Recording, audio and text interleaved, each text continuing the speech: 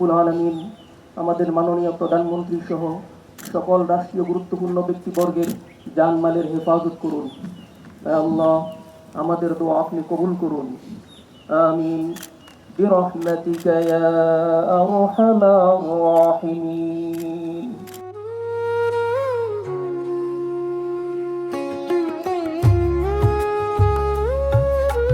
বিসমিল্লাহির রহমানির রহিম।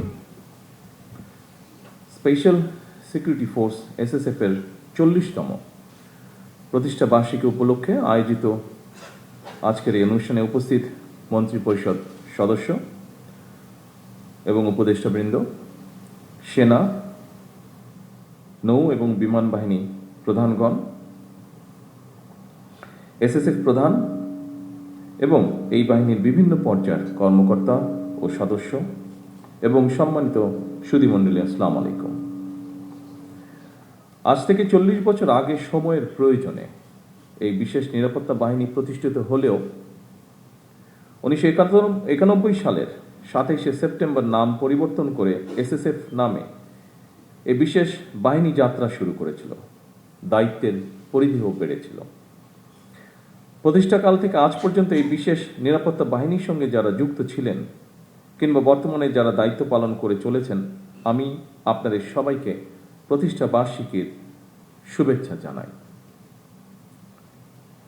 মরহুমা বেগম খালেদা জিয়া বিভিন্ন মেয়াদে সরকার প্রধান থাকাকালে এবং সর্বশেষ জীবনের শেষ দিনগুলোতে তিনি এভারকেয়ার হাসপাতালে চিকিৎসাধীন থাকা অবস্থায় এসএসএফ অত্যন্ত আন্তরিকতার সাথে দায়িত্ব পালন করেছে। বেগম খালেদা জিয়ার মৃত্যুর পর শুধু বাংলাদেশ নয়, বিশ্বের ইতিহাসে অন্যতম বৃহত্তম নামাজে জানাজা আয়োজনের ক্ষেত্রেও প্রধান সমন্বয়ক হিসেবে এসএসএফ অত্যন্ত গুরুত্বপূর্ণ ভূমিকা পালন করেছে। আমি এসএসএফকে আমার এবং আমার পরিবারের পক্ষ থেকে তার জন্য আবারও আন্তরিকভাবে ধন্যবাদ জানাই। উপস্থিত সুধীবৃন্দ, সরকার প্রধান হিসাবে বর্তমানে প্রতিদিন প্রতি সময় আমি এসএসএফ এর কার্যক্রম সরাসরি প্রত্যক্ষ করছি। তবে এসএসএফ এর কার্যক্রমের সঙ্গে আমার পরিচয় নতুন নয়। মরহুমা প্রধানমন্ত্রী বেগম খালেদা জিয়া যখন সরকার প্রধান হিসাবে দায়িত্ব পালন করেছেন তখন থেকেই, অর্থাৎ আমার তরুণ বেলা থেকেই আমি এসএসএফ এর কার্যক্রমের সঙ্গে পরিচিত। এসএসএফ যখন প্রতিষ্ঠিত হয়েছিল সেই সময়ের সঙ্গে বর্তমান সময়ের অনেক পার্থক্য।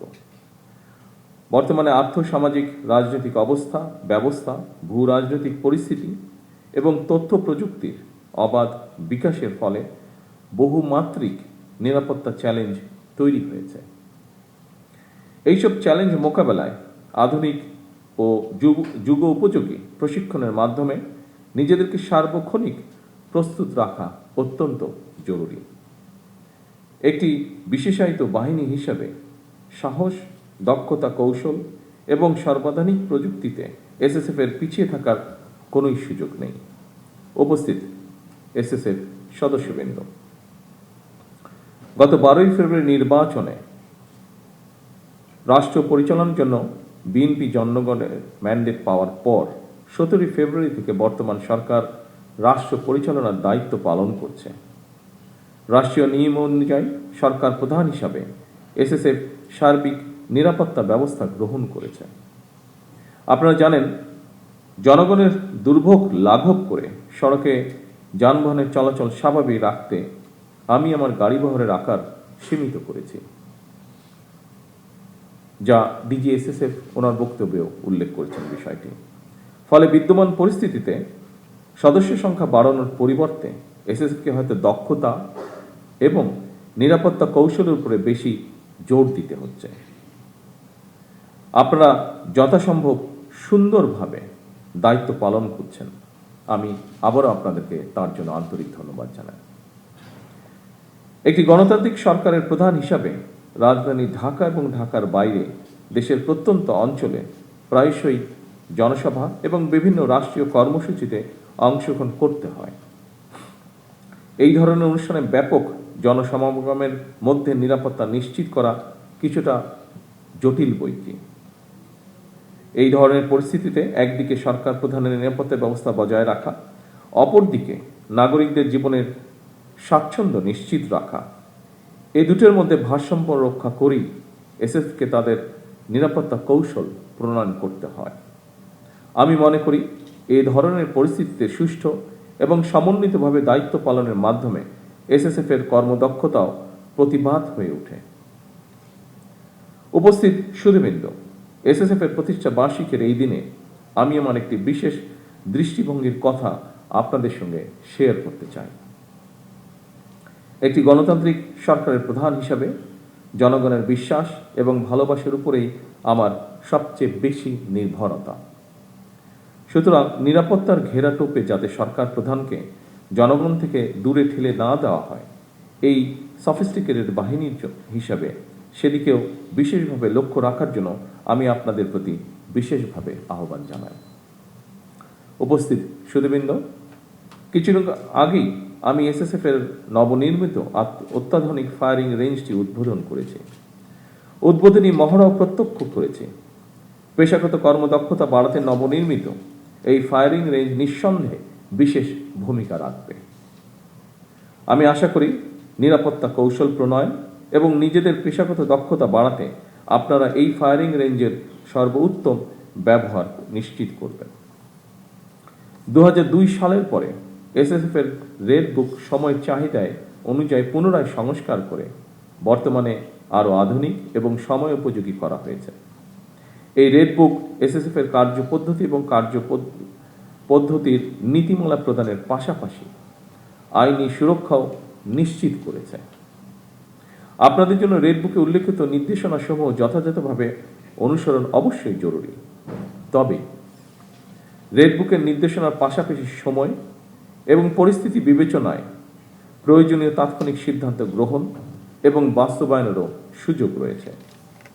এসএসএফ এর মতো বিশেষায়িত বাহিনীর জন্য আধুনিক নিরাপত্তা কৌশল এবং প্রযুক্তিগত দক্ষতা অর্জনের পাশাপাশি প্রতিটি সদস্যের সাহস, সততা, বিশ্বস্ততা, সর্বোচ্চ পেশাদারিত্ব, নিয়মানুবর্তিতা এবং সর্বোপরি চেইন অফ কমান্ড, এই বিষয়গুলো কঠোরভাবে মেনে চলা অপরিহার্য। উপস্থিত সুধীবৃন্দ, রাষ্ট্রপ্রধান, সরকার প্রধান এবং দেশে বিদেশে রাষ্ট্র ঘোষিত বিশেষ গুরুত্বপূর্ণ ব্যক্তিদের নিরাপত্তা নিশ্চিত করার সঙ্গে দেশের জাতীয় নিরাপত্তার বিষয়টিও জড়িত। সুতরাং নিরাপত্তা ব্যবস্থা সুদৃঢ় করতে দেশের অন্য সকল নিরাপত্তা আইন শৃঙ্খলা বাহিনী, গোয়েন্দা সংস্থা এবং বিভিন্ন মন্ত্রণালয় সমন্বয়ের মাধ্যমে এসএসএফকে নিরাপত্তা কৌশল নিশ্চিত করতে হয়। আমি মনে করি সমন্বয় যত বেশি দক্ষতার সঙ্গে করা যায়, নিরাপত্তা ব্যবস্থাও তত বেশি সুচারুরূপে সম্পন্ন করা সম্ভব হয়। দেশের সেনা, নৌ বিমান, পুলিশ এবং আনসার বাহিনীর মধ্য থেকে দক্ষ কর্মকর্তাদের বাছাই করে এসএসএফ গঠন করা হয়। এরপর আপনাদেরকে গুরুত্বপূর্ণ ব্যক্তিদের নিরাপত্তার জন্য আপনাদেরকে দেশে এবং বিদেশে উন্নত মানের প্রশিক্ষণ গ্রহণ করতে হয়। আধুনিক বিশ্বের সঙ্গে তাল মিলিয়ে এসএসএফকে আরো কর্মদক্ষ করে গড়ে তোলার লক্ষ্যে সরকার প্রয়োজনীয় সব ধরনের পদক্ষেপ অব্যাহত রাখবে ইনশাআল্লাহ। উপস্থিত সুধীবৃন্দ, আরো একটি বিষয়ের উপরে আপনাদের দৃষ্টি আমি আকর্ষণ করতে চাই। অবশ্যই আপনারা গুরুত্বপূর্ণ ব্যক্তিদের নিরাপত্তাকে সর্বোচ্চ প্রাধান্য দেবেন, তবে দায়িত্ব পালন করতে গিয়ে জনগণ যাতে কোনো রকম রূঢ় ব্যবহারের শিকার না হন সেদিকেও আপনাদেরকে বিশেষভাবে নজর রাখার জন্য আমি আহ্বান করব। আপনারা দেশের সর্বোচ্চ পেশাদারিত্বের সঙ্গে দায়িত্ব পালন অব্যাহত রাখবেন, এই প্রত্যাশা রেখে আমি আমার বক্তব্য শেষ করছি। আল্লাহ হাফেজ। বাংলাদেশ জিন্দাবাদ।